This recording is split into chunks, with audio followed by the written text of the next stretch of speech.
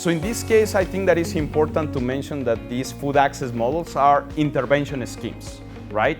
So what we want to do is to change the reality of most of these people that are not having the opportunity to have geographical access to the produced items, especially, or somebody else is making the decision to not offer them to them, actually to the end consumers, because it might be costly, it might be risky, and this is the lack of availability.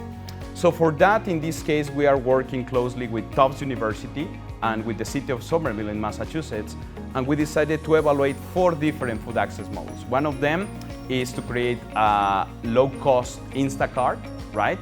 So it's a low-cost grocery delivery, right, model that is important to provide access to the people without them needing to go out of their homes.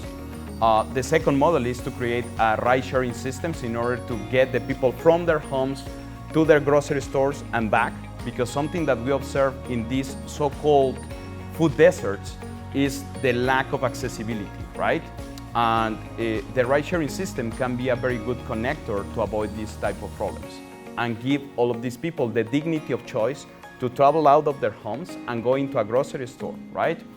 The third problem, or the third, I would say, food access model that we evaluated was related to how to double up the number of points or the credit that you have from programs like SNAP, right, or WIC here in Massachusetts. So if you buy a larger variety or quantity of produced items, perhaps you are going to receive like twice the money that you can spend, you know? And this is to motivate the different households to eat more properly.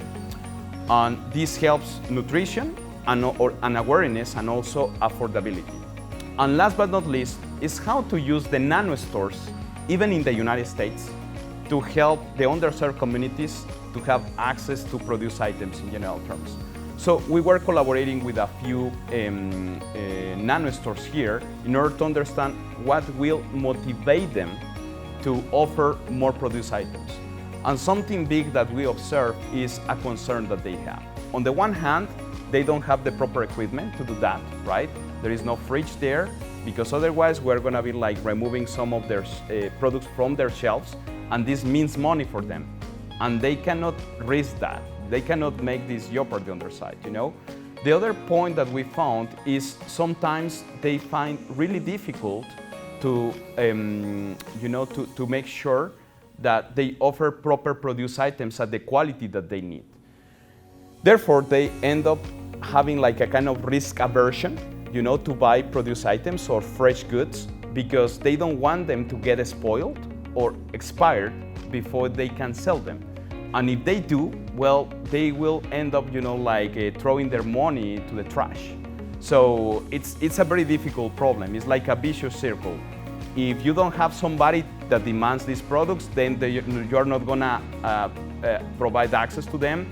Then if you don't provide access to them, nobody's gonna buy them. And if nobody buys them, so, and there is like certain accessibility to a few of these products, let's say, then you're gonna try to charge as much as you can to recover or to compensate the ones that are spoiling, you know? So you end up sacrificing or hitting, in this case, the affordability. So these type of intervention schemes have helped us really well to connect this here in the United States. The partnership with for a Healthier America has been a tremendous project, because what we have been designing with them is what we call a veggie box for underserved communities, right? So we are working directly with some of the wholesalers here in the United States to bring like this veggie box that also contains some fruits and some recipes to deliver them to underserved communities through nano stores, right? And that's how we are connecting the whole model.